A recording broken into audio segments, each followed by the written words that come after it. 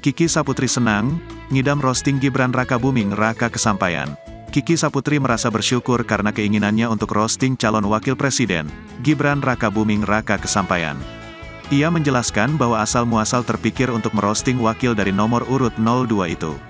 Kiki Saputri menyebut awalnya ia iseng karena memang ada rasa ngidam untuk bisa merosting Gibran Rakabuming Raka.